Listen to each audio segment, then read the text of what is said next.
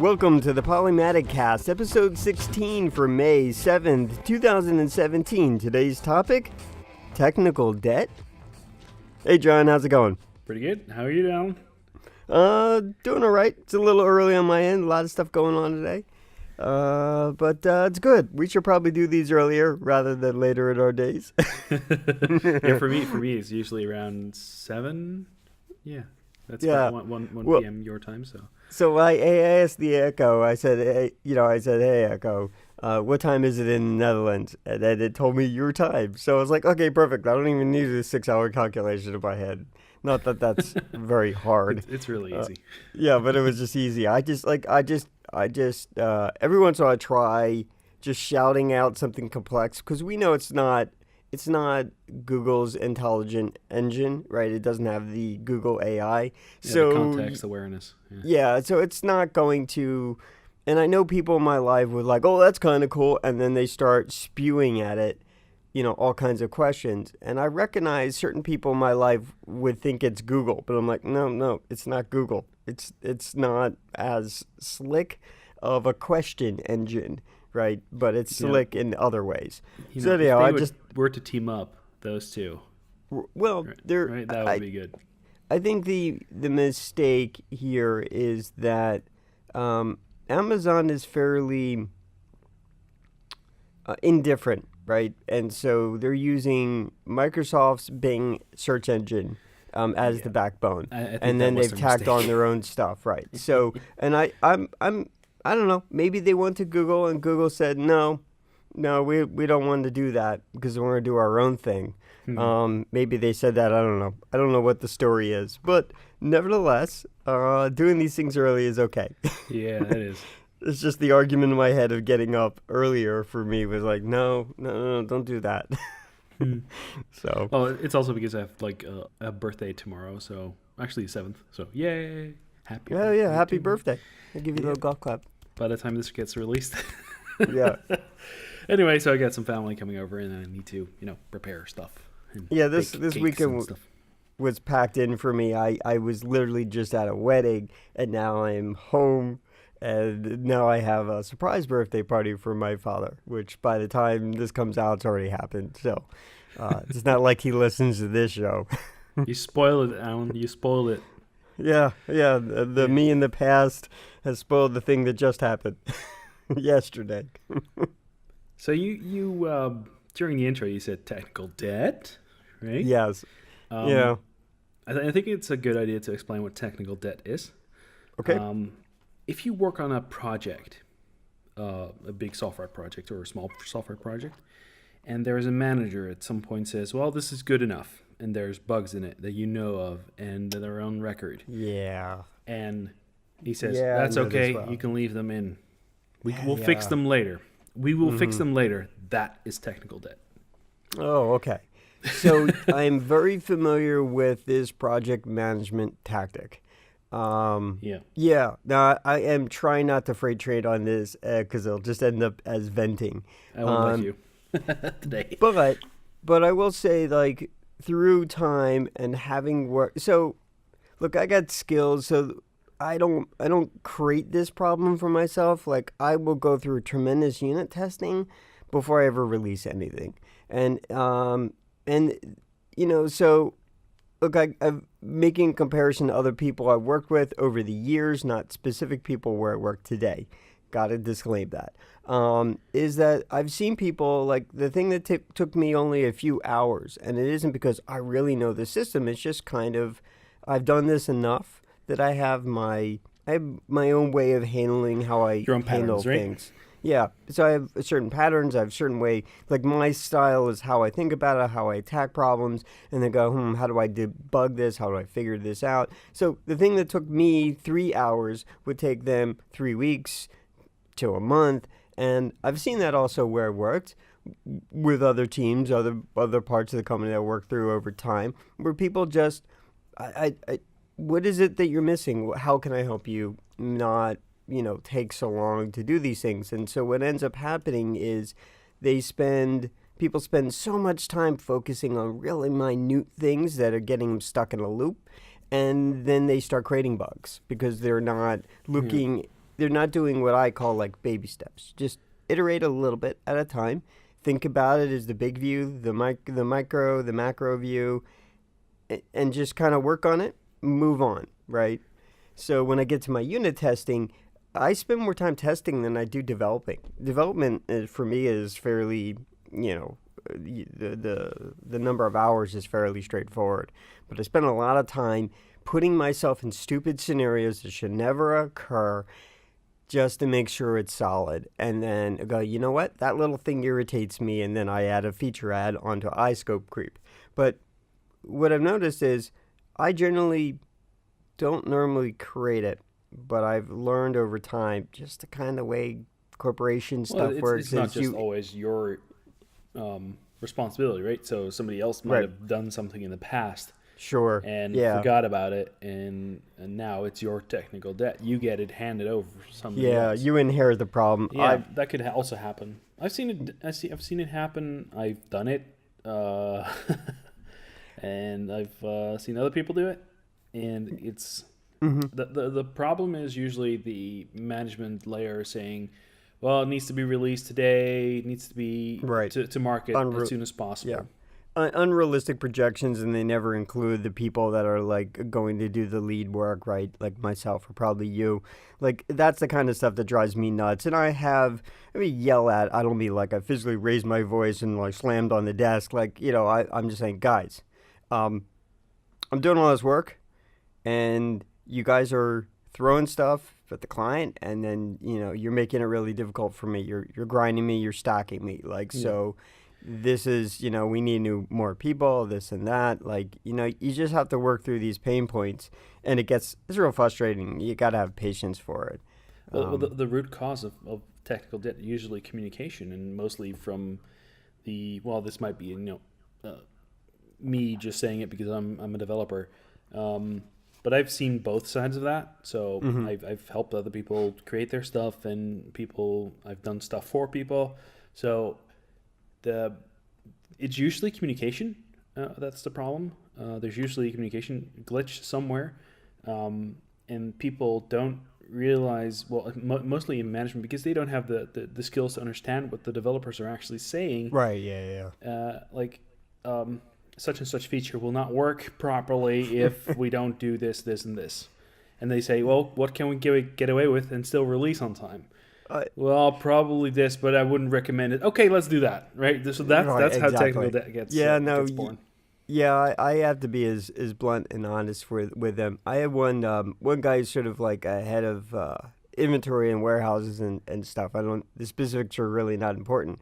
And he's a really smart guy, but he's a guy who like lives in loading stuff up into Access and then putting all his forms and his reports and his charts together. And he kind of owns that very well.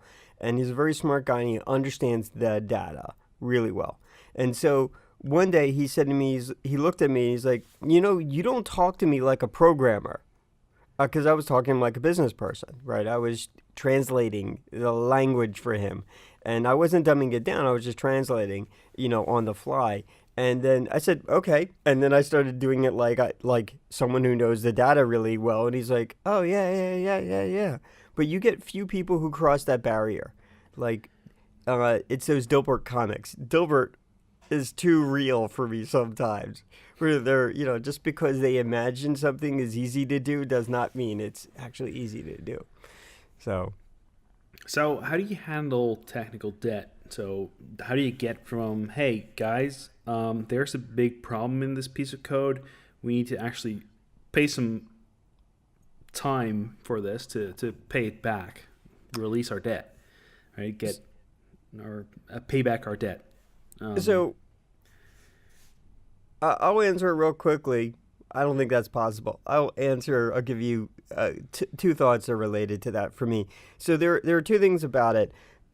I've been established enough career-wise, right? And eventually when you build trust inside a company and, you know, you've been through a lot of iterations, good and bad, mostly good, you kind of earn yourself a good reputation where, you know, you can get away with some things. So my nature is that, like, I used to joke that I would call myself EL, efficiently lazy, right? I want to build something well. I want to be efficient at building something well and build it very close to correct rather than half-assed. And in making that always my nature, my goal, like I'm efficiently lazy, which means that I'm going to do it very few times in my life, but I'm going to knock it out. I'm going to nail it. And then later on, 5 years later, when that version is not good enough anymore and needs to be a little better, I'll go and I'll slightly evolve it, and then I'll repeat it and I'll carry it along. It's my personal arsenal of things. I know how I attack that problem because I've done it numerous times before in other jobs, in other scenarios.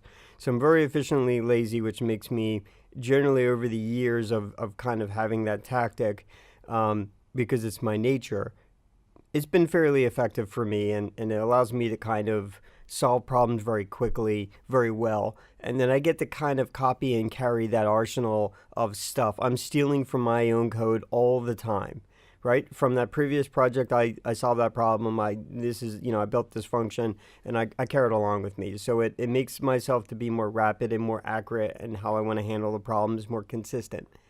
The other advantage of that is, and this is the bad pattern in the company, and this is all companies, this is not unique to where I work today.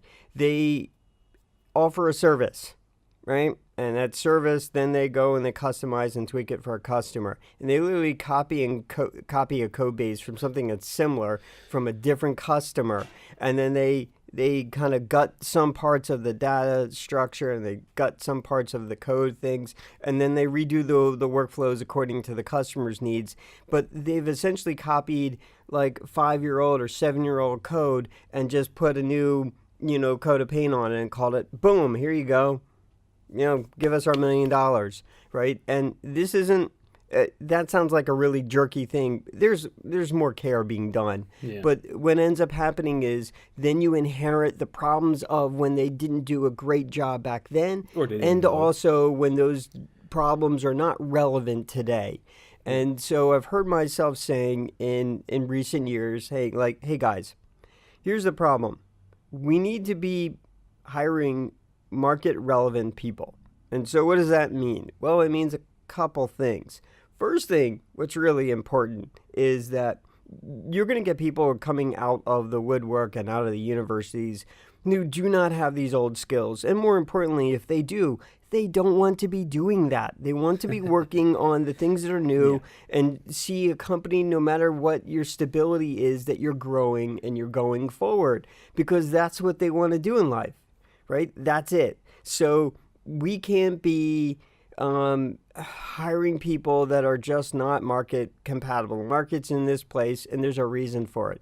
It's not because it's stupid. There's probably some good reasons for it. So, look, we need to be doing some of these things too. So that's attacking a project manager problem when rare opportunities happen. And then, oh, by the way, it's your problem when that opportunity happens, because you're the one's going to spearhead it. So I do. So I handle it in that time, but it doesn't happen fast, right? It just kind of happens over, maybe you get a new opportunity like that in the year. And so you attack it that way. The other thing is, when I'm in the room, not in an embarrassing place, not in front of a customer, not in front of, like a VP who, or somebody who is high in the hierarchy, where they don't have complete visibility or complete understanding of all the issues. But they just want to see progress for the deliverables. When you're not in a room with someone like that, eventually one-to-one, you say, no, this is what we do and this is how we move forward. And they said, but we don't have time for it. I said, then I will kill myself and I'll make the time.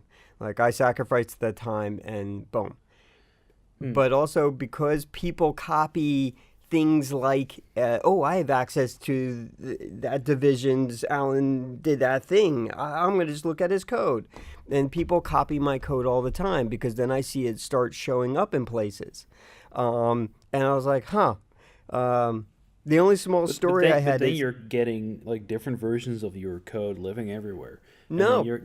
The thing is, I've seen the cases where they don't touch it. So years ago, when I worked at one, you make new versions of it, right? So you're create a new version, and then turns out that somebody has like a 3-year-old version of your code, but It's better to split that up into libraries then, right? Just well, oh, and I've been doing that. That's definitely true.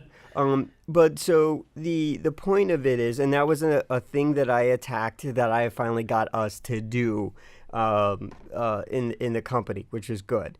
Or at least in the division I'm in, right? So I'm helping lead that, right? Not all decisions are easy, right? You can't win everything. So anyhow, without getting into a tangent, chaos, whirlwind here, I've seen code show up that was mine. And this is not unique to where I work today. I've seen this throughout the years. And I've been working for more than a couple decades. So I remember one company very early in my career, I would see my source code would show up in someone else's thing because they're like, oh, Frank, oh, you got that thing. That's really cool. All right, great. Can you give me a copy of that? And then they would take in the comments, like the source code comments, they'd scratch my name out. And I'm like, no, this is my code. This is my style. This is everything. Oh, yeah, yeah. Oh, yeah, that little thing. Yeah, I corrected that already. And then you see someone wraps another application around it and calls it theirs. So I've seen this. But the other thing that I took a positivity from that was that, well, I solved the problem here and people are copying it left and right. They're not crediting me. Okay, that's a real a-hole move. I got that. But I'm also, by way of the people doing that, they're taking my solution and they're pushing it forward. And so in some way, I'm standardizing without like directly selling it, right? I'm fixing problems, but because I fixed a problem, someone copied my problem. And so that's a real a-hole move when devs do that and they don't give people credit, so there's that. But they are creating technical debt for themselves because they're taking a shortcut. And right, they're and not investing the time into making that. And they don't know as how soon to as do there it. is an update for that, that you get the update for that. And then you can keep your project running. So what I've noticed is that as soon as you start to communicate clearly about the icebergs you're seeing right ahead of you for the project, like the technical debt is going to happen, tell them clearly to whoever is the manager or whoever is in charge, or discuss them clearly, right? So a good way to do that is to try to explain the problem to somebody who is not technical. So go to your mom or your father or your brother or your sister or your whatever, and try to explain it in as simple terms as possible and ask them to ask you what something means if they don't come up. So that's a way for you to communicate the problem clearly. So you can apply that to anything basically, but mostly for technical debt, it's very hard to explain to somebody who is not technical why this tiny little thing that should have been thought of before we started the project is going to derail it if you don't fix it, right? So we can release this, but such and such and such, and then it will explode. Yeah. But that is too, well, he's just being negative. Yeah, I've heard that too about me. That's hard for people to understand, that the person is trying to make sure that the project goes well, instead of, I want to do my little thing, like my little special, I'm a developer, I want to do this little unicorn thing, right? I want to put a unicorn in it, right? Yeah, but they don't know that the unicorn's rainbow is powering the entire bleeping project, right? The thing is, I think often people forget that, like, hey, dude, I'm a stakeholder too. Like, my time and that I invest in this thing, right, that makes millions of dollars a month, like, I'm invested in this thing too. So when a stupid mistake happens, whether it's on my watch, I did it, or you did it, I feel impacted by that. And then I have to live with that problem until I solve it, because you couldn't solve it, or somebody else couldn't solve it, or somebody else created the problem. So, like, there was something I did recently, which was not a good...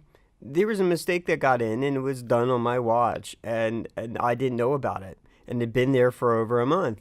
And I felt guilty for like throughout the weekend when I realized it. When I solved it I corrected it right away. But I felt bad about it. And then, come Monday, my boss was like, yeah, that was not good. I go, yeah, I know. And he didn't grind me to the ground about it or not.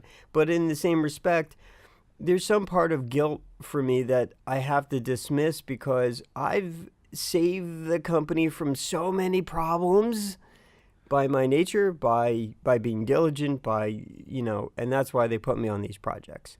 I've saved them or mistakes they've made at the business level. I've solved their problems for them. And so one little thing that I think I didn't mention before is sometimes I don't even ask. I solve problems. I don't even communicate it. I just fix the problem. And they go, oh, yeah, we're going to have this problem. I said, no, solved it already. What do you mean? I did that like 5 releases ago. That was like last month. Like I solved it. I saw it. I just solved it. And, and that comes with trust, right? If you're a junior guy, you got to ask. You can't ask for forgiveness. And also, I've had the luxury of not making many mistakes, right? It's not Well, like that can be a lucked problem in its own right. Well, but I mean, it's not all luck. That's the thing about it. It's not that. It's just kind of when you know a project really well, you have foresight, and that builds along with the trust, right? Yeah. Where you get some project manager or some VP saying, "No, we got to have this feature." I said, "Yep, done that. That was part of my design." I often use the term around the development. Do code reviews? So it really kind of just falls on me. And the only person who could code review most of the time is my boss. And between the two of us, we're both sort of overutilized. And so his docket, so to speak, is incredibly saturated. But do you include the juniors in your reviews? Oh, I check everything they do. And but no one asks do you me. include juniors in reviews of your code? Does it go both ways? We have one junior guy and we have one mid-level guy. And the mid-level guy, I saw a mistake that he made, and then my boss saw the mistake that he made and say, "Oh, Alan, so-and-so's going to need your help with this." I said, "Okay." So I looked at it. I took 5 minutes of my time. I pulled down the changes he made. I go, "Okay, now I know what the problem is." And so I didn't bother him because he likes to, it took him half a day. Then he looked at it and he figured it out. And then I checked his comparisons when I saw the update and said, "Alan, can you release this?" And I'm like, "Yeah, I'll go ahead and I'll build it and I'll release it to dev." And so for him, he tries to take ownership of things. He's not as fast as he should be for a mid-level, but he takes ownership of things. So I don't know if he figures out what he did, and maybe offering a review is fine, but we're also giving him a lot of larger tasks. So he's sort of self-learning. And the only kind of questions I will test later is whether he actually understood the fix that he did correctly. Yeah. Now, there's a junior guy, and because he's junior, he's not only learning business, but, our boss has been with the company for more than a decade.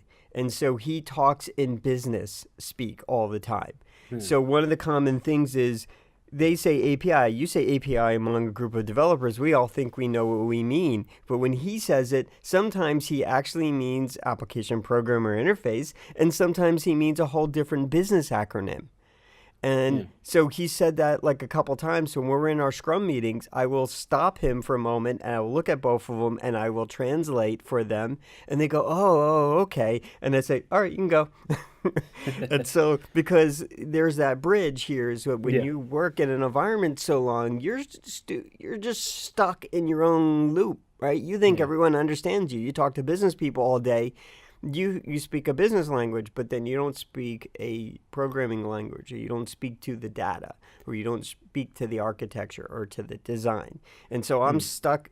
This has been like my career, is I'm always the guy translating between both sides of the house, or all sides of the house from that perspective.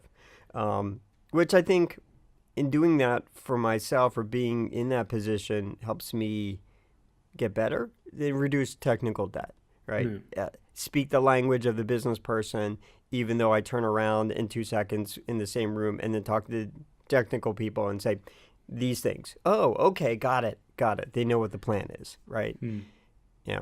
But when I hear about stuff like people copying your code and taking over, Yeah. that piece, um, what I what I'm thinking about is mostly your your code is out there between Mm-hmm. those different projects. Yeah. You find a bug in that, like a really big bug. Yeah. So how do you solve How that? do you know that that bug is going to be fixed in all the other versions, right? So Yeah. making libraries out of that is a good idea. Yeah. Um, We're in agreement there. what? Yeah, So I've seen that happen. so that's a problem that I solved last year between last year and this year Hmm, um, at work. Um, we had talked about, I think, pretty early on, like different project managers on the .NET ecosystem, Microsoft side, and hmm, there's NuGet. So we have a build server that will package up the NuGet packages for you yeah, on your builds. So we created internally, and this is one of those cases where my boss was fully on board and fully agreed with me. And we took some of our common core utilities and we slammed them into a NuGet package. And we argue with the admins to get us basically a separate project set that only him and I have access to, and we put all our core library stuff into the NuGet packages. And then and again, this was part of my argument, was switching everything over to just like a set of source code that keeps getting copied and has 1,000 versions, but yeah, creating a NuGet package. And so when it internally builds, it pulls from that internal NuGet library, pulls down the package, puts all the dependencies together, builds it, and it's part of the deployment and build chain. And so this was something that like I was able to help solve, and I got few.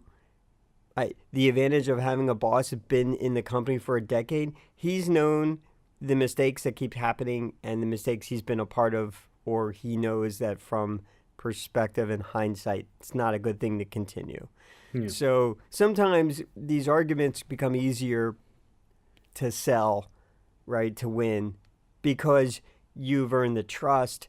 Everyone understands. Sometimes you find a very diffusing way of saying, well, that thing we used that the company's been doing for a long time, we need to stop doing that. And you hit one of their technical debt pain points, yeah. and then they understand, and then you can Yeah, but make I think that progress. if you don't if you don't make it discussable, if you don't if you keep making it a taboo, right? That's what happens in a lot of companies. They have like a giant hole in their system, and Yeah, everybody wants to take care of it, or some people don't want to. But right. mostly in the manager part, they say like, well, we have other projects that need to be released like last week, Yeah, and then we can do something about that, and then it shifts over another quarter, and then another quarter, and then another yeah, quarter, yeah. and then you're like 4 years later, and you still haven't fixed the problem, Right. right? So that's a different problem that I'm used to being a part of the architecture conversation, because that's sort of what the core of my background is. Yeah, So this that's is one of the, more like a general example. I've right. heard this from a lot of people that they But have a problem addressing technical debt. Now, if you have a small team, it's easier to address technical debt because you just tell the manager or the owner of the company, "Hey, we got a problem. We need to fix right. it. Give us some time." And if you have a trust relationship with Yeah. like the rest of the people, then they say, "Okay, let's spend some time on this," and then you can actually fix it. But for most companies, especially bigger companies, it appears to be very hard to deal with technical debt. Yeah, there it is just such a deep topic to talk about, because it hits so many things I know so well, with a lot of these issues. There's all kinds of ways to solve it, and I think you iterate through time. It the one thing that is, maybe it becomes a pain point for me at times. I didn't code. So this current project that I'm on, my boss did a lot of the back end, Hmm. fast, so that I could do a lot of the front end stuff fast. And now I've inherited the back end, and it's sort of Frankenstein between two different coding styles. One where I wanted to be more modeled and more structured and more like more properly pipelined Mm. efficiently. And then there's another one where the case example is it's a lot of his comfort code style. And it's not that it's bad. There's some things to learn inside of that, but it's also sort of Old school. I just can't get into the specifics of it. But so I end up kind of Frankensteining a marriage of them sometimes, or emulating his style. Early on, I did that so that he could be a point of code support if I needed it, right? If I need to go on vacation.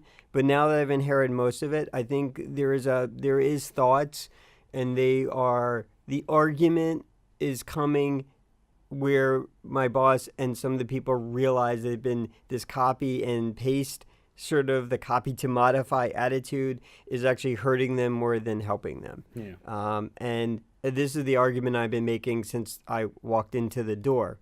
But to that point, I also come from the experience of designing and platforming, things that breathe, things that scale. And a function that scales is a function that doesn't handhold itself with like has input of like 25 parameter options. Like, why would you do that? Throw in an object that has structure, then or throw in a collection that you process and compartmentalize the processing pieces. This is part of design. So that way, one day you can say, I don't want this in Linux anymore. I want it in .NET, or I want this .NET thing in Linux anymore. Then you kind of microservice your internal design Yeah. so that it can breathe and scale across the board instead of it all going into these center point failures. And so I get to own some parts of the design, but sometimes I'm not always.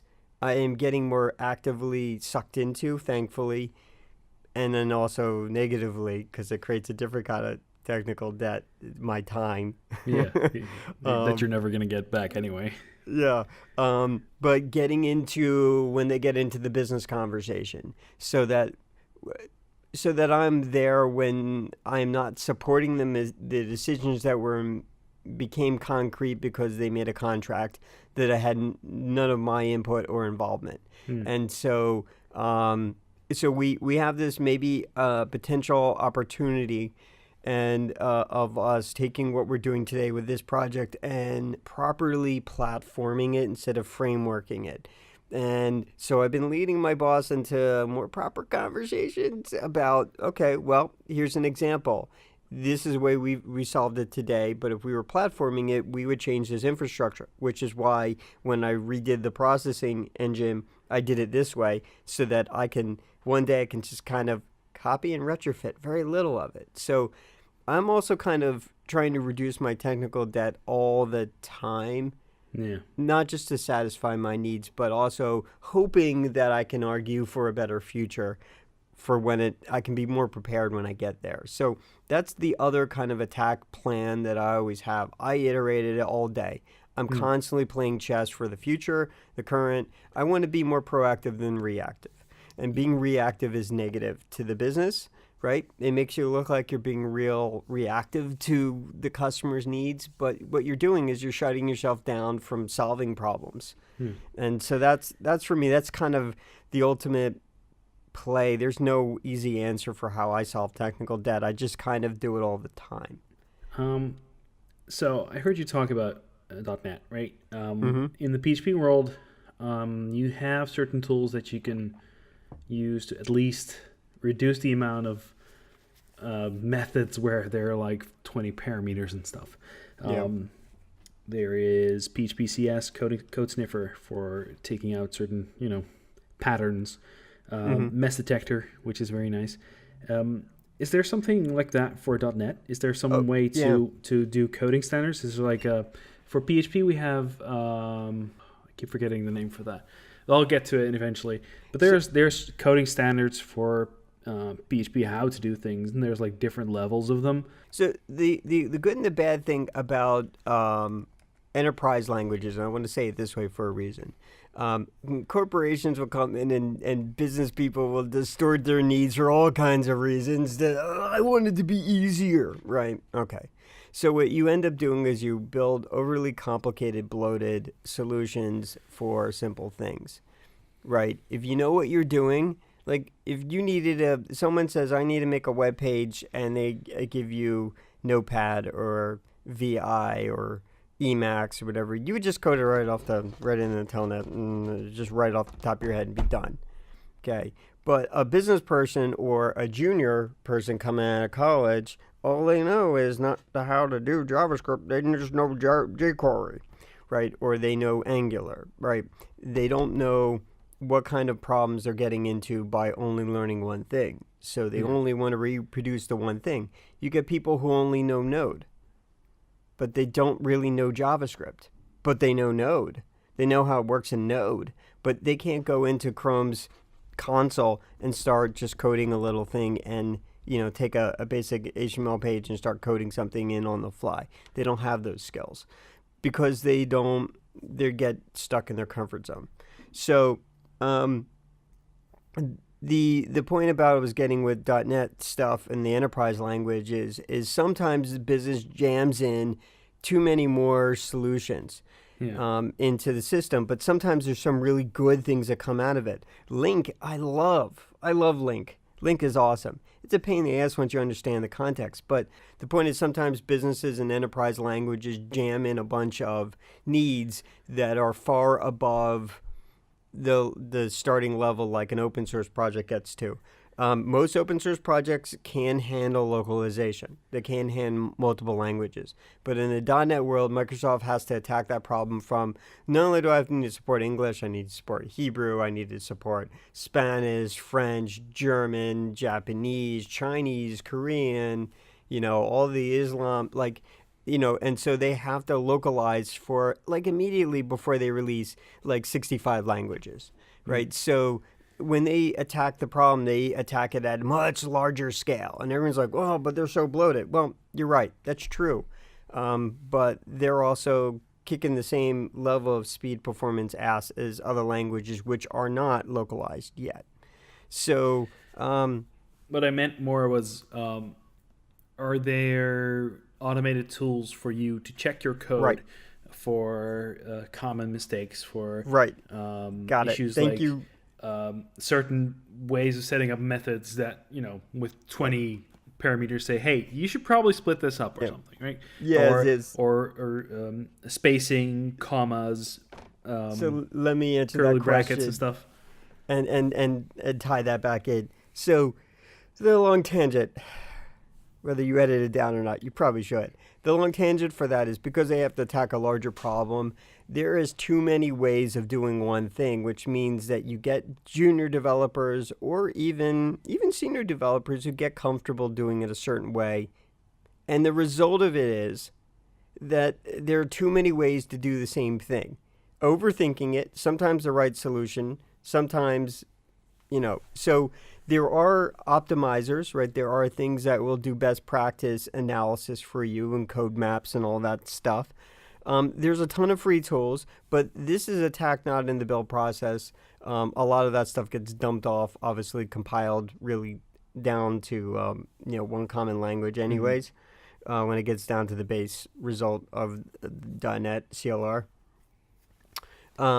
But this is resolved, or these things are done in the IDE tools, right? So there's ReSharper.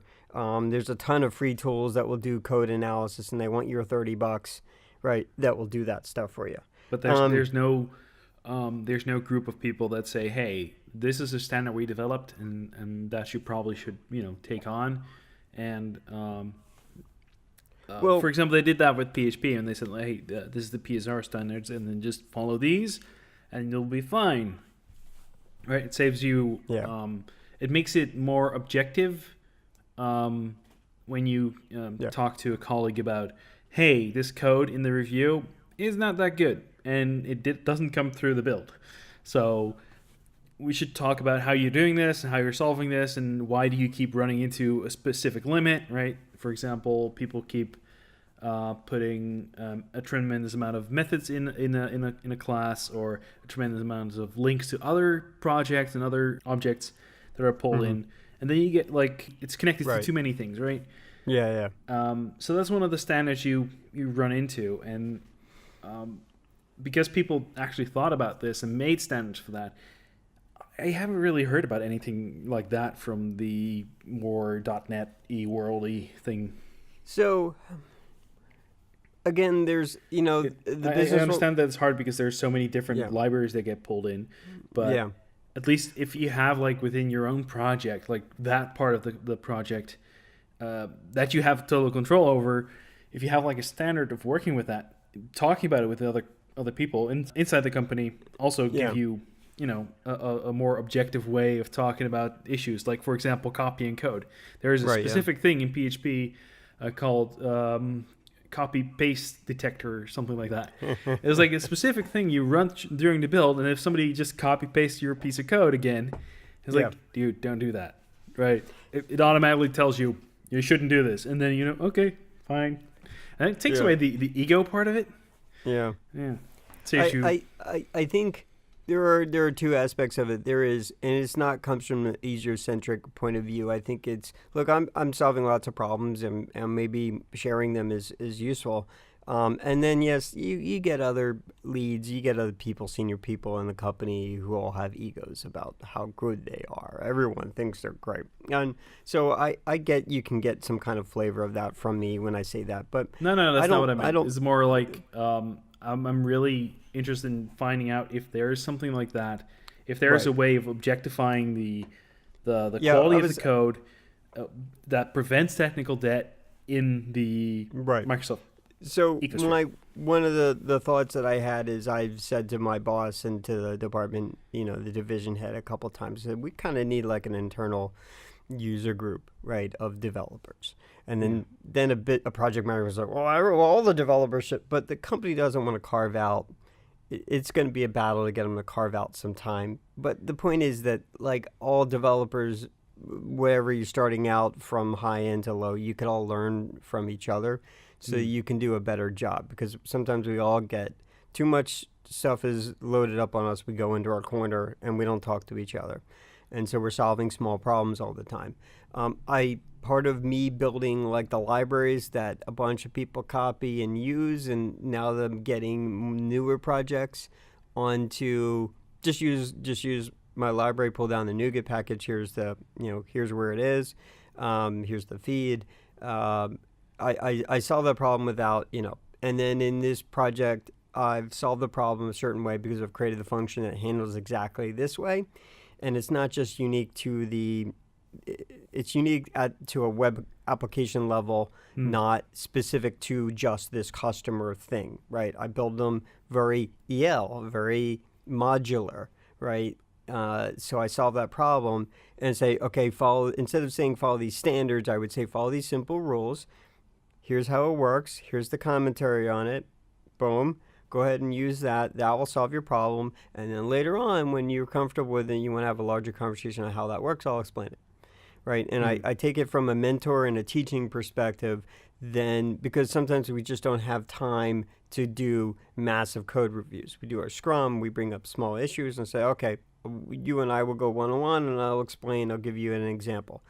Early on, I was saying, mid level guy does his thing, but the junior guy, because he's learning the business and he's learning, he's learning something about development. I'm teaching him how it was solved, why it was Yeah. solved, and then I bring business context in, and then he's been like a sponge. He's learning really well, and so the next time you can give him a more complex problem, he'll solve it because he's gotten a small lesson on it a few times, right? And you've burned it into his head. So, yeah, sometimes there's just not a lot of bandwidth for that. There are tools that you can buy, and then you can say, okay, you give it to a junior person, and yeah, it looks like they're building better code, but the tool is handicapping them, right? The tool's Yeah. doing all the, no, you shouldn't name it this way, you should name it this way. Okay, right click, do that, refactored, okay, and so there's a lot of that going on in the industry. And there's not a lot of like full on code review. There's Well, maybe it seems point-to-point like code maybe you review. should have like the thing you were talking about with all the lead devs or something, like determine inside your company what the standards are. Like Right. Well, and either again, follow a industry standard or follow something that you come up with. right. And so one of our big backends is Oracle, and the company's well invested in Oracle. So when I come in, I hear my boss interviewing every once in a while, and it sounds like he's having an argument that is more about like he's having the argument with the other person who isn't arguing, right? Their background is MySQL, and they're saying, yeah, well, we are very invested in Oracle, and we're not going to change. And like I've heard these side conversations, and I'm like, I don't think it. I'm pretty sure the person on the other end probably wasn't. Like he's probably has that reaction sometimes because he's used to hearing the market is not invested in .NET and Oracle. They're invested in .NET and other things. And so he has sort of, maybe he has a defensive attitude about it. I don't know. I didn't hear the other half of the convo. But I understand. So there are a bunch of tools. Oracle's got a tool with .NET stuff, but I feel it's really bloated and it's not efficient and it just doesn't work. And so I didn't have time to go find a tool that is efficient and doesn't have all these stupid anomalies. I just built something. I built my own basic ORM that the difference for me to switch it from like Oracle to MySQL to Microsoft is like a half hour of coding in a couple core places, but the pipeline is roughly the same. And execution process is the same. And then I have my own set of tools. So that's the problem. I go and I create my own tools and I create my own efficiencies and I solve my own problems because I control most of the pipeline, right? I control the whole chain. And so I reduce technical debt because I've taken bigger ownership over things. Yeah, but that does give you. There is another debt in there. That's And right. That Yes, is I create that something too. called the bus factor, and that means that when Alan gets hit by a bus, Right. how dead is all that code? So that's when you lead yourself in a mentoring position, when you're in a leadership role and you're in that position where you're translating between business and technically. We hired a junior guy, and my only kind of comment to him in the interview was like, just be open to learning. Around here, you know, things will happen and it will be easy, and then all of a sudden you're going to be the lead on something, and then you're going to be in it, and you're just going to have to learn fast. And we're all here to help you learn, but you just got to be open to learning things, even if it's outside of what you think your career zone is. I mean, God forbid, I know how to write in the printer languages, three different printer languages. They're all PostScript-like because they just dropped on me. It's like, we got this printer that's got to print out 1,000 of these, blah, blah, blah, a second, and it's got to render barcodes, and they just dumped it on me. And so I figured out, pulled down a user guide, and got one of those printers, and then I port dumped, IPL, ZPL, PostScript-like things straight out of Unix. Like, I just did it. Now, I'm the senior guy. They're going to do that. They're going to abuse me like that. They won't do that as quickly with the junior guy, right? So, and then I looked at them and said, guys, why are we doing it this way? This is stupid. I can just render up a web page. It's all coming out of a website anyways. Spawn out a new tab, boom, call the JavaScript, pulls open the printer thing, click a button. All right, so I don't need a barcode library. I'll figure out the bit registers, boom. And I have a thing. You can go call it, feed in a value, it spits out a barcode instantaneously. And it's inline, boom. And now 4 teams are using my solution because why are you no one wants to be writing ZPL. Okay, when we get to a QR code, yeah, God forbid the company spends $1,000 on one library. Like, oh, God forbid you have to do that, right? But outside of that, like, there's no reason, right? It means then you can print out on any of these things. You're not stuck, right? You can scale, you can breathe. Mm-hmm. So I don't know. I think ultimately a lot of technical debt can be solved by getting better at solving problems instead of you have reacting to problems all the time. If you go towards the definition of technical debt, it's more like stuff that you you left in there. That's it's broken or something. There's Right. right? Or there is a problem with it, but it doesn't occur very much, or Mm-hmm. there is something that is really unhandy to do it. It's not really handy to do it this way, but it will work for now. Yeah. Writing it down and making sure it's actually on the list of things, I think that's a good way to do it, and discussing it with making time for it. I think that Mm-hmm. if you make sure that your manager or your team lead knows about the issue, or if you are the team lead, make sure you know about the issues that are there, Mm-hmm. and just schedule in time. Make sure that the company knows that if you don't do these things, then things might break someday, and there will be Right. a big problem, and that won't be solved in an afternoon, I, I right? I will say the only kind of anyone who's gotten to this point is actually listening. This is probably really the meatiest part. Is that um, the what I find I need to do if I need to speak to it at a business level or to a technician, like a technical level for like a developer, or even someone that's quasi in that role, is you got to kind of look at the problems and then you got to you got to look at how you would solve it, know how you would solve it, know what the action plan is, at least off the top of your head, not just like written into Excel. Like you gotta be able to talk to the problem like an expert when you enter into that conversation, so you can have actual answers to actual questions that when people start thinking about and are being open to how do we solve this problem, and doing it as quick as possible before you start bleeding. Um, so I found that like I have to go assess, evaluate, think about what the solution has to be for the most part, and then when I get into a conversation with sort of the business stack of the program, I have to say, okay, we got this problem. It's causing us this.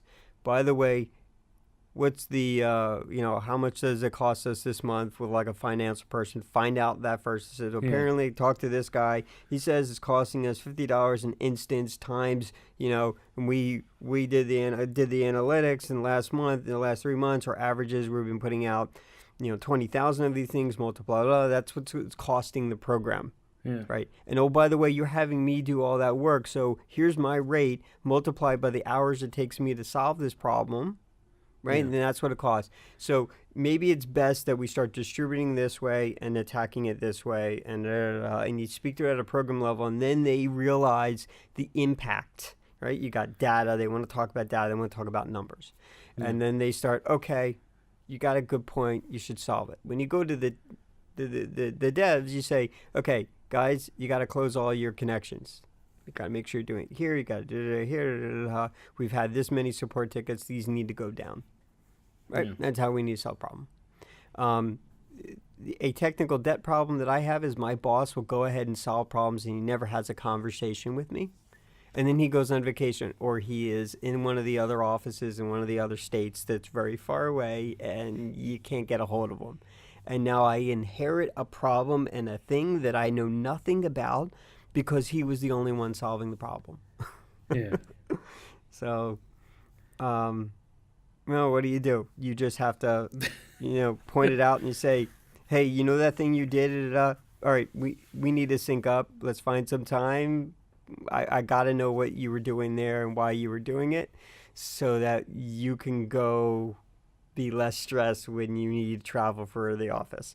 yeah. Well, And also I'm talking less, about issues, right? So if you have yeah, an issue that happens a lot, allowing you to discuss it without fear of reprimand, right, right? yeah, So make sure you're clear that you're not looking for a scapegoat. You're looking for a way to solve the right, problem. yeah, I think that helps a lot. So if you have somebody who messed up a piece of code a number of times, yeah. just sit down with them, just talk with them, see why Um, they're doing it, on your and end, don't look for like, well, I'm here to punish you because you've done it so many right, times, and I'm really angry with you. Wow, yeah. right? That doesn't work. I think that yeah, you're right. It doesn't work. Are you in a position where you handle large teams when you're kind of like I've been in a position where I very early on I project managed a lot of teams. Sometimes they even project manage the project managers, which is actually pretty pitiful. But The teams I've been in, I'm usually the lead. right, I'm yeah, actually always the lead. I haven't been like one of the team. Well, I have always been part of the team, but not like right. I'm not a junior in any sense of the word in that. Hmm. It's usually I'm the guy trying to teach other people how to Right, you're get the stuff mentor. released without You're the lead. it Yeah, blowing up halfway through the day. yeah. I worked in a company for a long while that I was talking about where I was kind of project managing project managers or other Uh-huh. managers. It just seemed to like it always seemed to fall on me. No one was taking any real leadership, and so you just sort of my nature was I went there. Um, but the larger point of that was that there would be times where people were like, well, who made that mistake? Alan, tell us who made the mistake. I said, well, I checked the logs. I knew who made the mistake, and I've had a side conversation with those people. I said, I'm not concerned about pointing fingers. I just want to look at how we Yeah. solve when we go forward and correct the issue without, I look, if you guys want to look for a target, those people, whether I've talked to them or not, know they made the mistake, and if they do it a couple more times, then I will take issue with it. But for now, I'm not concerned. Let's figure out how to move forward. Yeah. And I used to hear myself repeat that a lot because people just want to point and blame. Yeah. And I'm like, but that's not healthy. That's not gonna. Even if I made the mistake, that's my attitude about it. Let's just move on. How do we solve the problem? Let's move forward. Like Yeah. the best CEOs look at it at like they're not carrying a battle axe on or a katana right on the back of ready to swing out and start killing people. Like there's nothing healthy about that. People learn. You have to. That's a way The to only kill way your company fast. right. Yeah. That's the way you kill people fast, and then people become jaded, and then job zombies, and you just don't. There's nothing healthy about that. Um, I didn't get better at stuff because I'm a prodigy. I failed enough in small places at small times enough, and failed enough in minor places, and I was a stakeholder, so I felt the impact of it personally, and then I made sure I didn't do that again. And then it becomes a muscle memory, it becomes habit, and you don't Hmm. make mistakes again, and you get better at it. I get it. I understand. You're coming out of college today, even putting a website together. It is way more complicated today than like when I started in '94. I was putting together on BB Edit, and I was just writing HTML. And then eventually JavaScript comes around 96 or something, and then I just learned JavaScript. And I just did it. And so I built up like this sort of knowledge base of experience and style of how I handle things. And so for me, I have like my own personal database. I can just query every millisecond, and boom, I have an answer to my problem. And I get people have not built those neuron bridges yet. Yeah. They're just not there yet. So they don't solve problems well, and they need mentors like yourself to teach them how you solved a problem that has been working out really well. You know, Hmm. Okay. and I mean, I think teaching. I think is maybe that's the center thread of this long convo, is really what's important. Yeah. Telling other Yeah, people how this is going to be a problem and teaching them how to avoid it instead of you know yeah, complaining about it all the time. but doing it in a way where it's not combative, Yeah. and you're not. It's not so much pointing blame. I think people who are really invested in what they're doing are gonna feel guilt for it, and so instead of making me feel guiltier, and then finding a project manager who wants to fire everybody, who's trigger happy with that, um, you know, you teach them, move forward, and get over Well, it. there's times when I've had like an issue where there's been somebody's worked on something for like Oh 2 or yeah, 3 weeks, and there's yeah, I like, had that. and then they give me the result, and I'm like, yeah, Hmm. this is totally not what the ticket said, so we Yeah, need to go over it. And then there's like, no, I just pull them aside and say, hey, how did this happen, right? I'm not going to be talking with somebody else about it. I'm just talking with them about it because yeah, it's a problem. yeah. So, I get but that. but making sure that you I take ownership of that because I'm just too fed up with it and just eventually just Right. okay, fine, fuck it. But Bleep. you teach people, and I just you go at it you and know. just code the entire thing myself, right? And just But I think revamp it. right there, you're creating a different kind of debt problem for yourself, Yeah, right? Yeah, and because you. I feel responsible for somebody Mhm. else's code, which is weird, and I should I not do feel too. responsible for it. I But do, I do too. But I'm only human. There are times I won't catch something, yeah, right? Especially when you're getting overstacked and you got too much stuff going on. You know, there's only one of me, and if I'm the only one who's always solving the problem, that's a problem. I think. yeah, I'm not too concerned about when I've heard people say, "Oh, well, that's job security." I said, "Shut up! Don't ever say that." that is definitely not job security. This is a fast No, way to the ditch. that's what's putting white hairs in my face and making me Yeah, no, diabetic. no, It's Alan, the stress. that's age. It's that too, but I'm seeing white hair show up much faster. I'm sure that if I went into a different industry, I probably wouldn't have as many white hairs as I do today at my age. Sure, sure. Yeah. Oh well. Yeah. Well, it's coming for you too. I know, I know. I found a couple of white hairs in my beard, and I was like, no. Yeah, but I do recognize a lot Let of it go. that How has do I? to do with stress, right? And Yeah. so you have to Yes. be able to take vacation and feel released and Yeah. confident that things will be okay when you get back in the office. I took 2 days off this week, and I don't know what's waiting for me on Monday. I took last Friday off, Yeah, and I'm taking Monday off because it's my birthday weekend. So usually I yeah. take like the first week of May off because it's like more like a tradition for myself. Mm-hmm. But I've been taking off a couple of days um, last month too because there's like lots of holidays in this period. So I get to take a lot of days off, and it's been slowing down a little bit the amount of work we have to do because we took over a company last Mm-hmm. January, and we had to integrate that so fast, and it was like 50-60 hour weeks and sometimes Yeah. more.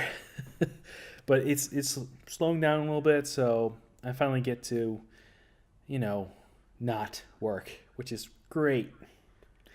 But there's gonna be something on Tuesday for me, definitely. Yeah. There's gonna be a Yeah. problem, and I'm gonna have to Yeah. go and fix it. Yeah. I know that. I know this problem well. And and all that like stress or whatever it is, like when I get home I want to not code. It's not that I don't hate coding. I'm beyond all that stuff. I need to redo a bunch of websites for myself. Lots of little things I want to Yeah. do. But I need to get to like a comfort zone where I feel decompressed from work enough. And so I literally need to take like 2 weeks off, do nothing, stay home before I can get to a point where I feel like, all right, I'll knock out this new Well, website in like 2 days. usually And after like I 4 days, I'm decompressed enough where I can actually feel if like on yeah, Monday afternoon, I'll probably start to feel bored with not doing nothing. So yeah, right. Well, I mean that's a I'm part not of doing nothing, right? Because I'm also yeah. doing the editing for the podcast, and I'm doing all sorts of other stuff. But I think we derailed a little bit. Yeah, I just think I just need a little more time to myself, right? And so it's a different kind of debt problem. It's a different kind of technical debt problem Yeah, personal for a debt, different thing. but like not Yeah. personal debt, but like Right, yeah, I time understand. Like debt for yourself. it's time debt or motivation Life debt, debt, life debt. life debt. Would that work? Yeah, maybe. I don't know. I think we should work on that. But yeah, I don't know. I mean, what's sort of the summary of this? I think for me, my attack problem has been several things. I do it without asking, but I'm also in the position, in the trust Well, position. doing without asking is also a chance for you to Sure. create more, right? So if you have a Right. team, discuss it with your team and say, "Hey, I want to do this. Is this a good Right. idea?" Just Well, mirror it off them. Just I do it in non-intrusive ways. I put it into a library. I route all the new projects onto the library, and then when you get other teams in your division saying, "Ellen, how'd you solve this?" I said, "Easy for you. go ahead and pull down the NuGet package, switch over to Yeah. your NuGet package. You should have been doing this for a while. If you need help there, I'll show you how to do that. It's a learning session, right? Teach them something they didn't know and then show them how to ease into it. And then you move forward, right? And then they said, okay, and then you can use this thing, right? And I said, until then, here's the raw source code. This is how you implement it. But it doesn't put the little thing on the thing. I said, oh, God forbid you have to write a little bit of UI code in your website to solve that problem. Is that okay with you? He's like, oh, okay. And I had this conversation recently. and he's like, it's not an easy peasy solved and you can wash your hands of it. It's like you are 95% there and then you have to take the ownership of the integration, right? Which means you got to build one little extra thing and you have the data. And they're like, oh, okay. Like, like I think the closing argument for this, I think it's communication is important. Yeah. Making sure that everybody that is involved, including the management, that needs to know about, that giant iceberg floating in front of them. Right. That they should know about it and don't Right. be too insistent on it, but make sure that they understand what the problem is. And Yeah. you could, the easiest way to do this is to rubber duck it. Make sure you talk to somebody who knows nothing about it and just explain it into as simple terms as possible. And maybe if you have some experience with business type persons, if you have to talk to business type persons, make sure you use the right words for the right parts, translate it to their way, and then as soon as they're usually managers are not completely stupid. They know enough, but not enough to have the actual technical, view of it. So if you say the thingamabob and the blah blah blah blah blah blah, they're not going to understand it, and they're going to say, okay, that's just John being, pessimistic about the problem, right? If you just say, hey, this is going to cost us such and such and such and such, and this is going to be a problem. Like the thing you said, right, where you go and figure out what's going on and getting the financials and getting everything on it. So this is going to cost us this much, and it's going to cost us this much for me to fix it, and that is a lot less than it's going to cost us eventually. Right. And making sure that their optics, the thing that they're concerned about, like the bottom line, the money, right? As soon as you say, hey, this is going to cost us money, then you have their attention. And then you can actually go and focus on getting that technical debt taken care of. I think that for me, that's the way I do it. That's the way I've been able to, get the company on rails. How do you say this? Back on track. Back on track. Yeah. Yep. This story in my head, the phrasing met is something like making sure everyone understands that everyone is a stakeholder in this, even though your stake might not be as profitable as theirs. We're all stakeholders and we're all invested, even the people who made the mistakes. And so, we just got to move forward. And that's the only healthy perspective on it. And Communication. so the problem is you're going to be in a position where you got to speak multiple languages, so to speak, different kind of level of communication, and you got to speak to their level at their level. It didn't hurt that I have an architecture background. When I talk to a network guy, again, my translation is the business is saying this, and I go, great. And you sticky And they said, oh, yeah, great. I'll send you an email with that. Great. Thank you, Alan. And that's it. And then, they don't know what you just said to them, but it'll execute, right? And you can't execute if you're not speaking a similar language that everyone can understand each other at the same level of stakeholder responsibility. So anyway, that's kind of how I've always handled it. And I've been doing this for a long time. And sadly, getting out of architecture is a different kind of health problem because I spent all my time dealing with this kind of issue, communication, instead of doing the work. The work was easy. The communication to get everyone to execute in the same fashion. And, that argument problem was all I spent my time on, which is sad. And that's not healthy for anybody. If you're in a business and that's all you're doing all the time, that's not healthy for you or the business. So, So you got some stuff to talk about with books, right? Yeah, I think I've been holding off on this for a while. It's been building up. It's been building up. I have so many audiobooks. I didn't read much before I started listening to audiobooks because Yeah. I don't have the time to sit down and pick up a book and just start reading.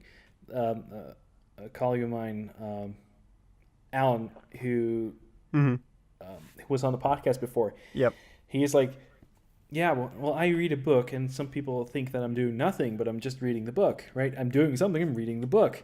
Right. Yeah. Well, I do That's not that, and nothing. I do other stuff at the same time Right. because I've got audiobooks, which is like very good way for What me to get them in my what brain. they don't see is the wheels turning in the head instead of the Angry Bird sounds coming off the iPhone. Yeah. Well, I'm spending a lot of time, doing other stuff while reading audiobooks or listening to audiobooks because it saves Yeah. me. Yeah. It gets my creative side on the side working on Mm-hmm. things, and then the Right. analytical side as well. And there's some process in there where it just that focuses on the audiobook and that, and in the meantime, Right. the other guy is typing Yeah. Yeah. or drawing or Intermixes. something. Right? Yeah. It's It's how I feel about podcasts. I think audiobooks would be great for me. I just have such a loving backlog of podcasts that I can't get past that. hmm. Yeah, well, I did listen to a lot of podcasts, but eventually they just run out. That's what I started with, and I was like, Yeah. and I didn't want to use Audible at first Right. because And there's a cost the idea there. of just having somebody read to you seems like Mm-hmm. oh, it's a little kid's thing, right? No, it's not. It's like No, they no. are. You cannot focus your eyes on something. You cannot read a book and develop at the same time. You cannot read a book and draw something at the same time. You Right. cannot read a book and do Yep. exercise, or you cannot read a book and just run. It You can't do that. requires. But you can do that requires with an audiobook, which is why I Yeah. like them. And Right. to be sure that this is not sponsored in any way, Right. I just really like the format.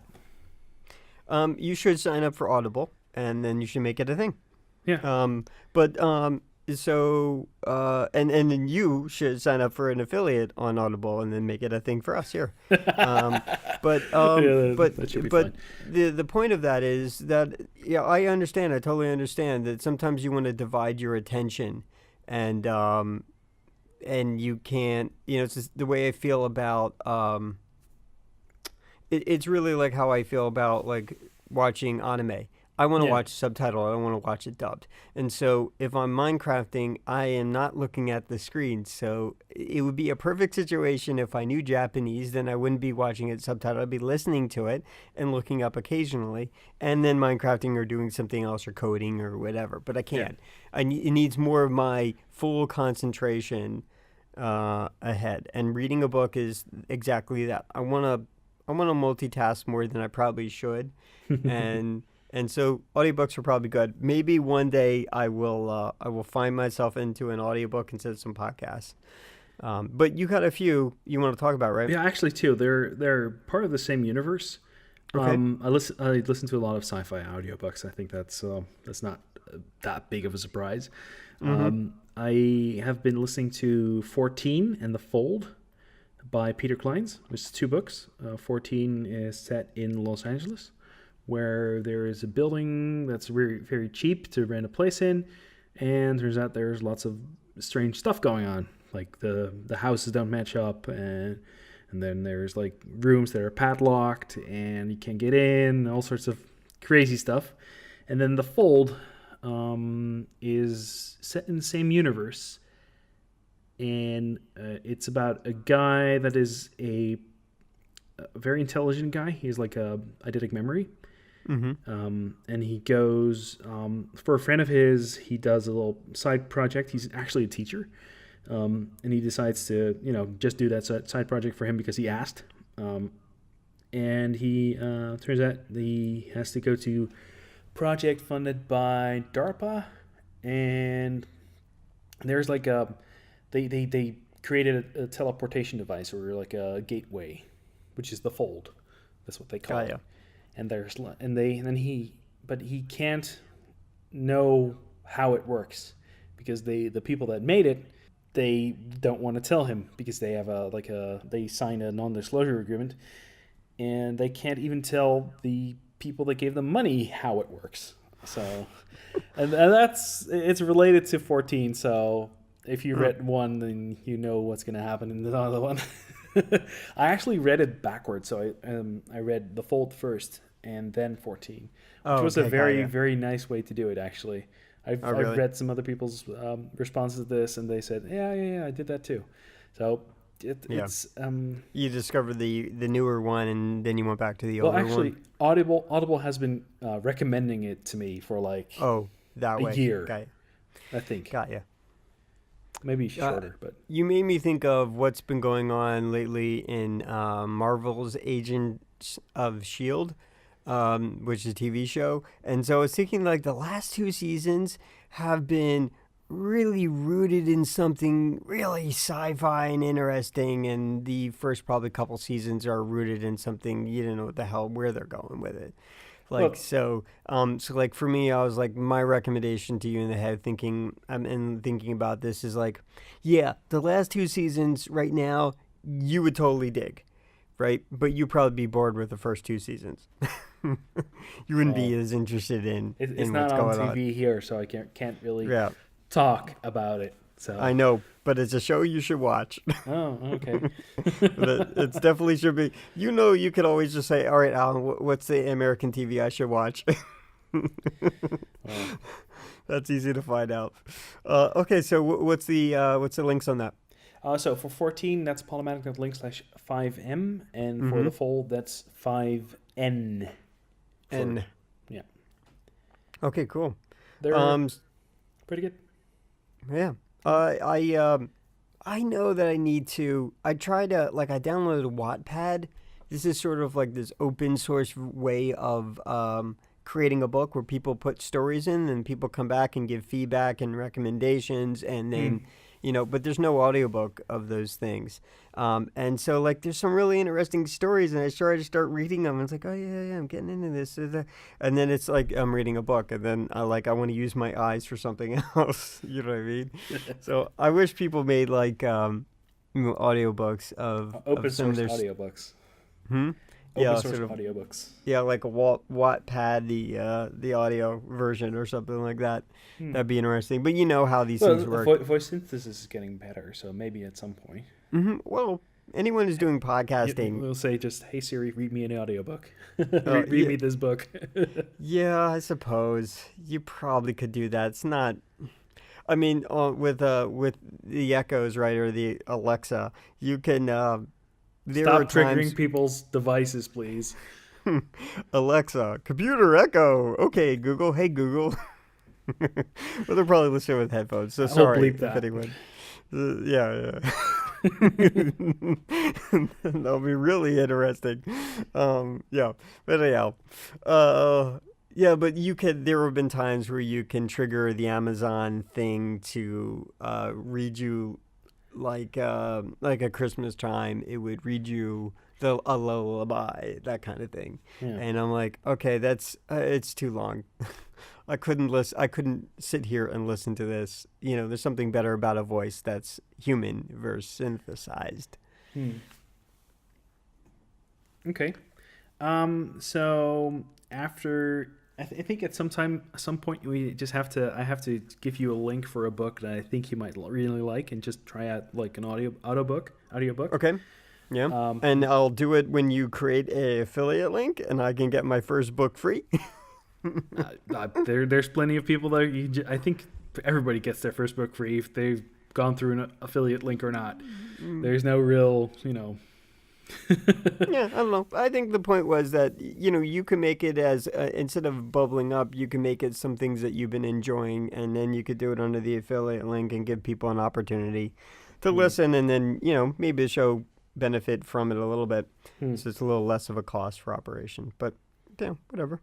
There's a thought. Okay. Anyway, we have some other stuff. I think I'm the first one here.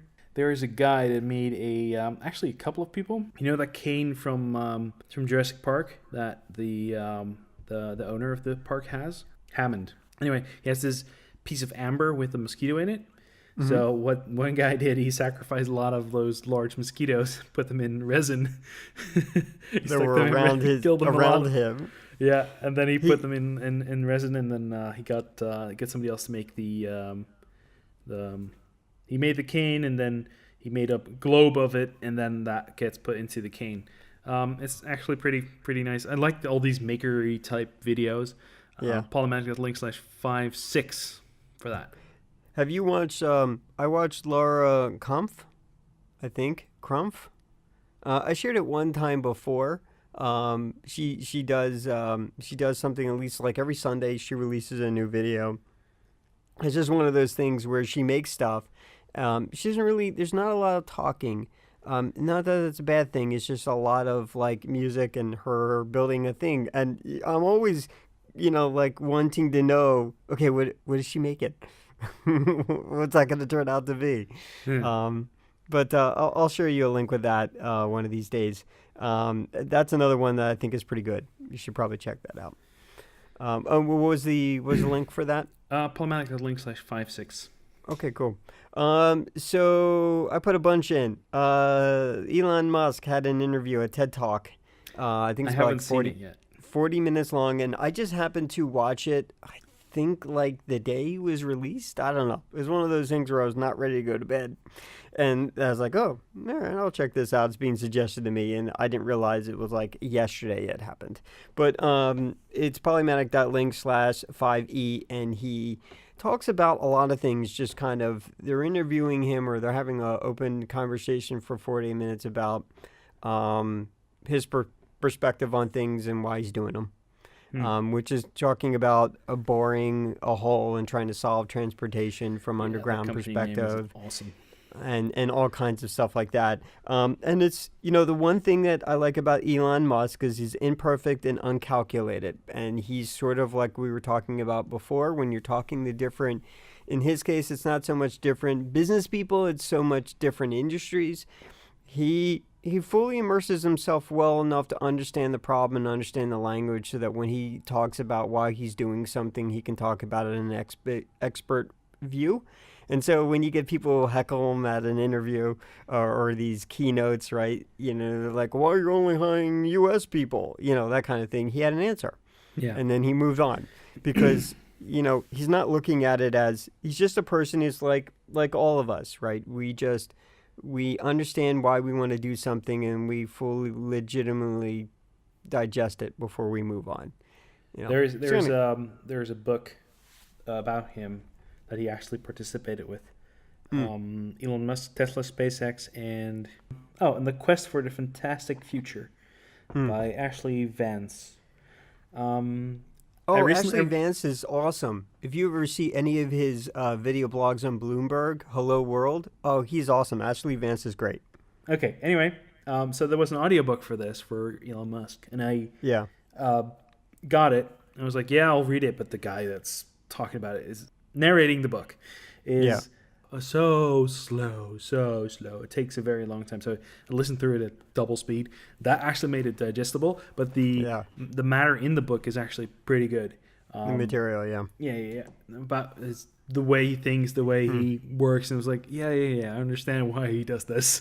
If I like Ashley Vance, and I only discovered him through Bloomberg, and there's sort of this intermittent series. You might find a playlist of it called Hello World on their YouTube channel, and he goes and he travels the world, and they do this like 30-minute thing, and they put little 6-minute, break it up and put snippets out of it across Bloomberg, scattered with no real kind of release schedule or coordination. But I really like his show when I've seen it, so that's not surprising. This might interest me in listening to it.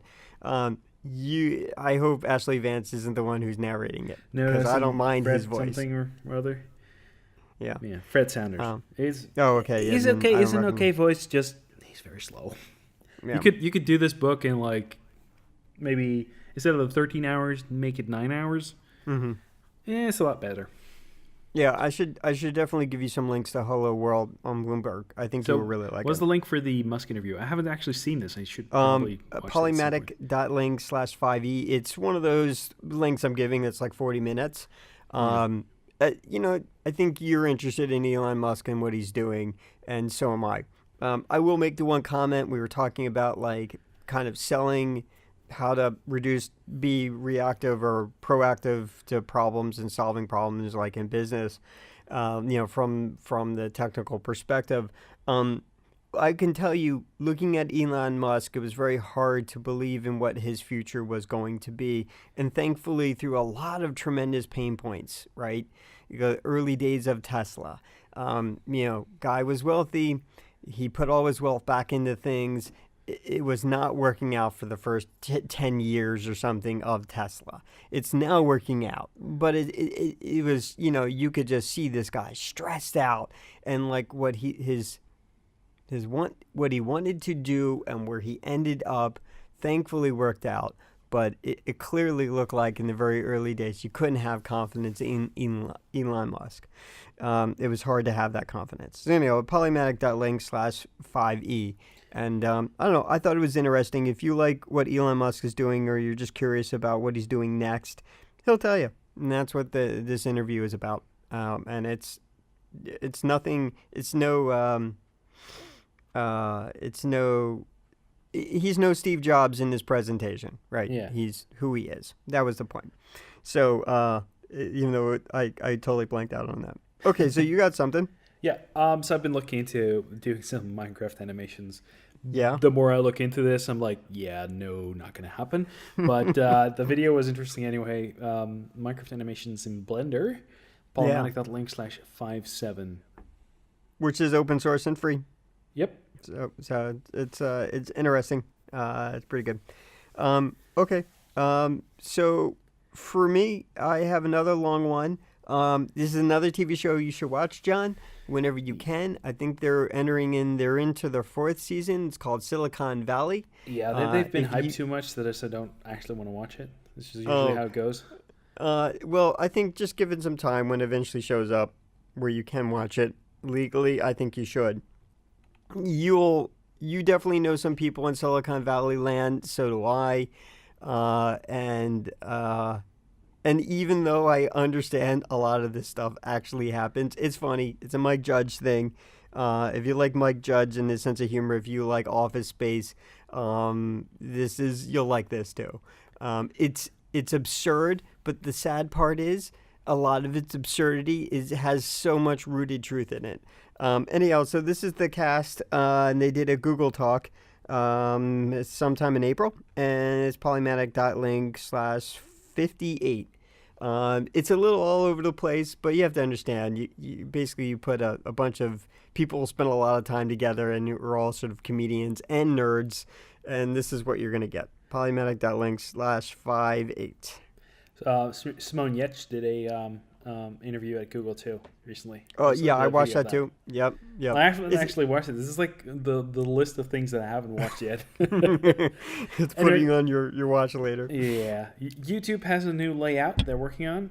It's based in Polymer, so you should probably check it out. So polymatic.link/5f. I've been using it on my devices and on my desktops and laptops. So and I love it. It's a lot faster than the actual YouTube site. So. Oh really? Yeah. It saves a lot of resources downloading everything every time. So. Most of the time I'm watching YouTube through Chromecast and my phone, and I rarely ever actually go to the website unless I have like inline YouTube notifications. Yeah, to read or like when you watch like a playlist, doing that on a phone is really annoying. Because you can't actually resort it. You can't resort it. That's annoying. Outside of that, it works pretty well. Usually what I'll do is if I'm looking through my inbox, I will go in reverse, right? Yeah. Because some things are like part 1, part 2, part 3. And then if I discover that, I'll pull them out and I'll resort them out manually. Yes, you're right. Link/5f for that. Yes. Thing. Okay, cool. So I don't know if you've heard of Bob Ross. I think here. Okay, so you have. And certainly in the lexicon of TV shows in the U.S., you probably have heard the name or you've seen like a parody of the guy. But so this was just a video that I saw come up. It's not a lot of new information for me. This was a guy that showed up in the 80s or maybe in the 90s. I think I saw it where he was just very, very nice, calming voice. I know. And we're going to paint a happy little mountain. We're going to put a happy little tree right here. And for some reason, like, you would just come upon this and you would just stop and be transfixed for while you're watching him paint. And it was like a calming technique. Bob Ross. And the guy was just like this fro. White guy with a fro, talking very calm with bell bottoms on. And you think, oh, this is a thing that they made in the 70s. No, this is a thing they made like, last week. And he's on public television. So, Polymatic.ling/59. If you're curious if that name doesn't mean anything to you, you probably have seen a ton of parodies of him, most notably in The Family Guy. Every once in a while, they'll do a parody of him. So, I don't know. I thought it was kind of funny. It was actually kind of interesting, too. So, that was it. Okay, so there's a guy called, he has a YouTube channel called Maker's Muse. And he did a video about 3D printed solids with a constant width that allows them to roll. So it's totally, very abstract. Polymatic.link/5G. It's to make another maker thing. Something I'm really interested in. Just go check it out. It's interesting. It's not funny or anything, but it's a 3D printer thing. Okay, cool. I'll take a look at it. I got one. This is another video. I think I've shared Tom Scott, at least his channel, in the past. I came across another one that was being suggested to me. I labeled it drones and lightning, and I think that's all that you really need to know. So what happens if a drone gets struck by lightning? And that's it. That's what the video is about, if you're curious at all. I would say if you have a drone and you put it up into the air, don't put it in a place where it's going to get struck by lightning. Yeah, that seems like a bad idea. Yeah, it does. But it's interesting from a scientific perspective. Oh, anyway, that was myself. Okay, so there is Smarter Every Day, Destin. Yeah. He's done a lot of cool videos. He recently did a couple of videos about Prince Rupert's drops. Yeah. And now he did a larger bullet versus Prince Rupert's drops. Yeah. There's actually some stuff about where the bullet hits it and there's light, which is actually pretty funny. Just go check it out.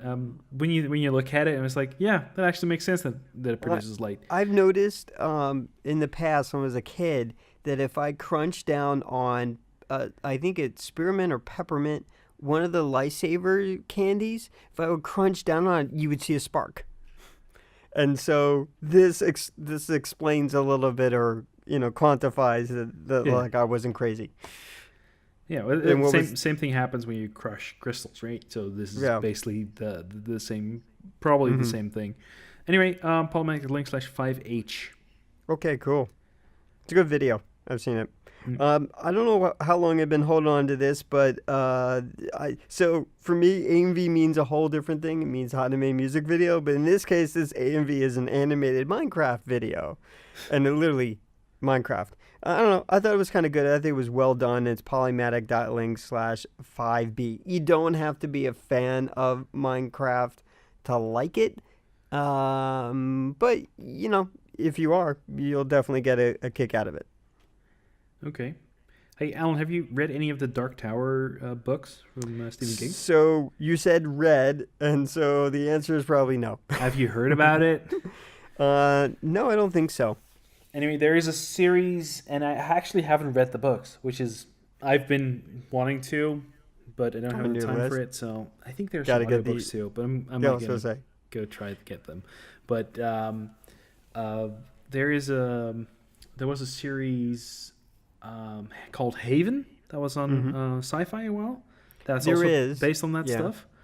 So you probably have seen some stuff related to it. But the Dark Tower trailer, there's a movie coming. Polymatic.link/5I. It's with Idris Elba and some kid. And it looks interesting. Looks like an actual movie I actually want to watch. You said some kid. I would usually say, "What's their face?" What's their face? All right, cool. So that was Polymatic.link/ what 5i. Yeah. Okay, cool. I'll check that out.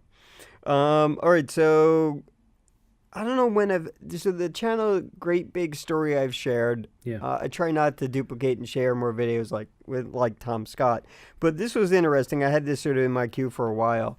Polymatic.link/5c. This is a guy who is very good at origami, but it's not so much about origami as sort of the master of the techniques that benefit us, even like with solar panels, they unfold that are on satellites, right? And sort of the techniques of origami help, go into the engineering efforts for those things. So that was Polymatic.link, I believe 5C. Okay. There's we've been talking about Marvel for a bit as well. So there is a new Defenders trailer coming out. So that's the team up of Daredevil, Jessica Jones, Luke Cage, and Iron Fist. Mm-hmm. I don't know how to feel about this, but it's another series on Netflix. I liked the first two. I liked Daredevil and I liked Jessica Jones. The Cage I couldn't get into. It's probably a cultural thing for me, but and then there's Iron Fist, which was like I couldn't get in. If they would have compressed a little bit, that would have been great. I think they should do somebody should download all the episodes, do recut, and make them into two-hour movies. Yeah. The Daredevil I didn't love enough. It wasn't bad. I just didn't love it enough. I wanted more from it, and it just wasn't. Jessica Jones, same kind of problem I had. So I didn't watch whatever the next season. I just took it off my queue because I know I was really ambivalent about it, and I was more interested in Minecrafting then. And I did the same thing with Luke Cage. I started Minecrafting over, and I was not paying attention to Luke Cage. I like Luke Cage as a character inside of Jessica Jones. I did not like his own thing. I just wasn't interested in it. I didn't care. Wasn't invested. So, and then Iron Fist, I haven't been hating it, but I've been Minecrafting over it. You know what I mean? It's running in the background. I've been letting it run. I don't know. I guess the trailer is at Polymatic.link/5J. Yeah, I'll check it out. I mean, maybe that show will be better, right? Maybe their own spin-offs are not so good, and maybe that would be better. I know you're nodding your head like no. Okay, so I got one. I feel like this was in my list of things to share. I feel like I had shared it before, but I'm calling this Bad Kitty. It's just a funny video. Polymatic.link/5D. If you have cats, you know cats are assholes. And this is just a little kind of funny video. Okay. From Anna Akana, who notably has a lot of cats. Polymatic.link/5D. Okay. Taryn van Hamert is a guy that works at Linus Tech Tips. He does a lot of video editing, and he has some Premiere stuff on his channel. Oh, okay. So I ran into his stuff, so I was like, hey, I recognize that guy. I've seen him before. And you can find it at Polymatic.link/5L. Okay, cool. Yeah, and this is something I know a lot about, but I don't make any tutorial videos. Those would be the popular things, I think, for me if I did stuff like that. Make a podcast editing video. Well, yeah, but you'd have to make a video, right? Yeah, you really would. How to do it, how to best do it. I think there's a lot of value in creating tutorial videos, and then maybe that's the kinds of things got to get me to do for Polymatic. He made tutorial videos of editing the tutorial video, of editing the editing of the tutorial video, and then he made like a commentary on the editing of the tutorial video. It's like 4 levels deep. The problem is you need to have a lot of time to do stuff like that. It's because they don't realize I editing think some takes of his stuff is a lot more of like time. jokes, but he has like videos on how there are bugs in Premiere, and then he explains how the bug works and why the bug is there and stuff. So it's actually pretty interesting. Hmm. And Okay, so I've you got got one one more? other thing. That's Yeah. something I've been working on with my colleague Alan from here. Mm-hmm. I made a pack of mods for Minecraft, Mm-hmm. and I put them on a server, and we started pretending to be evil geniuses. We started making bases and following a certain number of achievements that we need to achieve. Oh yeah. We're calling it Evil Genius Craft. Polymatic.link/5k is where you can find it eventually. There is nothing there yet. It's just a playlist. But I have about 18 hours worth of video to edit for Oh, that got ya. already. So Cool. yeah, that So this is with the modded stuff that you've been doing. yeah. But I've been playing for like a longer period. So instead of doing the 20-minute day cycle for Minecraft, Yeah. for the hardcore thing, which has been on the back burner for a bit, I've been doing this and making lots of recordings, and then eventually I'm gonna cut out 99% of that because I just need like a couple of bits from that. Mm-hmm. But I have everything, the entire, all the mods have like specific things that you need to do, like gather certain items, gather certain seeds, and then you can create a coal seed that creates coal essence, and with coal Oh, that's essence you kinda can cool. make coal. Yeah. So you can make plants that do things, or Oh, like that's machines kinda that cool. for storage, like putting all your Yeah. items in like a storage system. All those kinds of things, and then I made achievements for that, so you can check them off in a book. So I got one of those mods to do that. So I got tons of mods working on there, and it's actually pretty funny because we try to we get we each get a pig, and we need to name the pig. We need to take care of the pig, make sure that that's our pet, right? And other people can steal the pig and ransom them. So you have to pay diamonds to get the pig back. And you get henchmen. You can leave another henchman in their base. Like, I'm totally not a spy. That kind of stuff. It's actually pretty funny. Yeah. Okay. Cool. I'll have to check that out. I watch whatever the Let's Plays that you've been doing. Polymatic.link/5k, by the way. Awesome. Okay. I guess Cool. that's it, right? Yeah, well, I think there's a lot. I mean, we talked about a lot of stuff. I chatted, of course, I always do. But I think we got to some pretty good material in there. I would think, wouldn't you say? Yep. I think if you are whatever level you're at, and you're in a position where you're in a job, this is I guess from our perspective, we're both sort of in a lead, definitely leadership and or management and or some kind of higher level in terms of like the development chain of things. So we have very similar aspects of the way we handle stuff.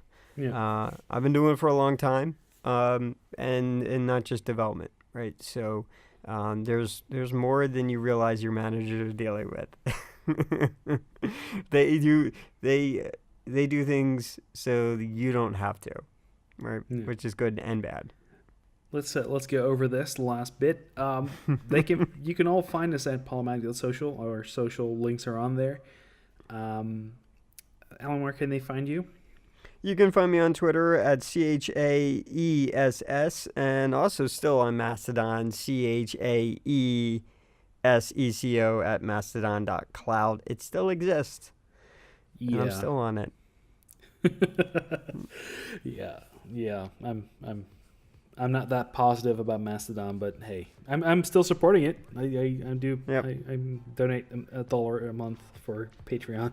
So It's getting better. you can find me at twitter.com/webdevy, WEBTEVVIE, and on Mastodon.cloud under the same name.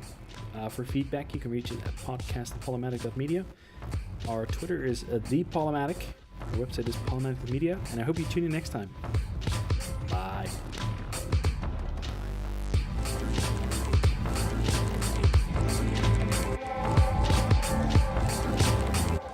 The music in this episode was by Say Uns. It was licensed under Creative Commons Attribution and found on the Free Music Archive. You can find these tracks at shortner.com/PRK.